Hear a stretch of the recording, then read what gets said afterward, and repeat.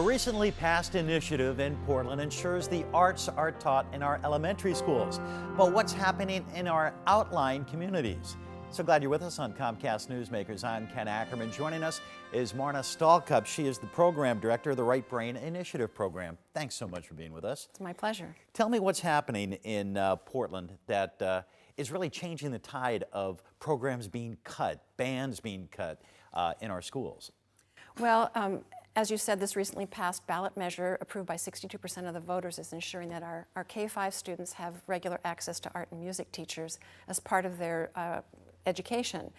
In addition to that, the Right Brain Initiative was developed about 6 years ago to create another model for arts education, which is an arts integration model, and it connects the arts such as dance, music, theater, visual art to other content areas or subject areas so that children can learn both simultaneously and further enhance their understanding. So the specialists that are in the schools now, you're not trying to usurp what they do, you're trying to maybe add something to what children are being taught. Absolutely. There's a way of looking at arts education, and that's kind of a three-pronged approach.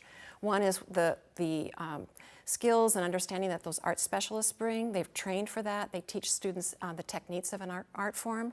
And then an arts integration model that does the connecting that we just talked about. Which is the Right Brain Initiative. Which is the Right Brain Initiative. And then a third piece is having access to community resources. So students going to see a play or going to the art museum. So that, in our mind, is what a complete arts education is. And we're striving for that in our community. So the Right Brain Initiative, you would not only provide the schools that already have art programs, but the ones that aren't within the bounds of the initiative.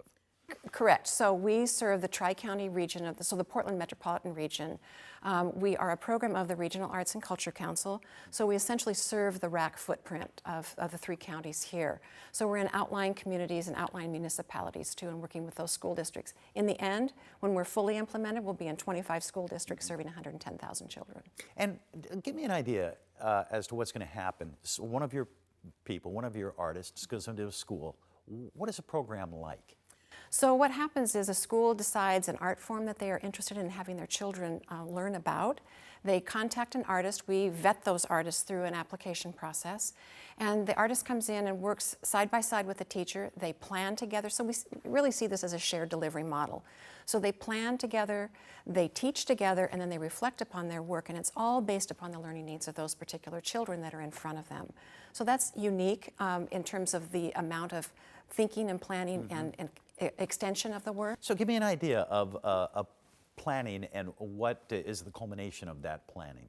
Well, I'll give you an example. Actually, yesterday I sat in on a planning meeting with some 4th and 5th grade teachers at one of the elementary schools with a media artist, and they were interested in their students learning photography skills. They're also studying having a poetry unit, so they're connecting their work in writing poems about themselves as they are now, and writing poems about themselves as they imagine them to be in the future. And the artist will then come in and work with the students to do portraiture, working in pairs or in small groups, and then they'll do some abstraction of some photos for their future image. So the students can then learn about composition, both in writing and in photography, also point of view in writing and photography. So it begins to make the connections. But not only composition and photography, they're really learning an alternative way of thinking, a more creative way of thinking, aren't they? Absolutely. We profess to the 21st century skills, which are creative thinking, critical thinking, communication, and collaboration. So we look to have our residencies, the work that teachers and artists do together, to at least ensure that students are being able to think critically and creatively. Marna Stalcup, thank you very much for joining us here on Comcast Newsmakers. We want to thank you for being here as well. From the police department on the set of Grimm, I'm Ken Ackerman. Make it a great day.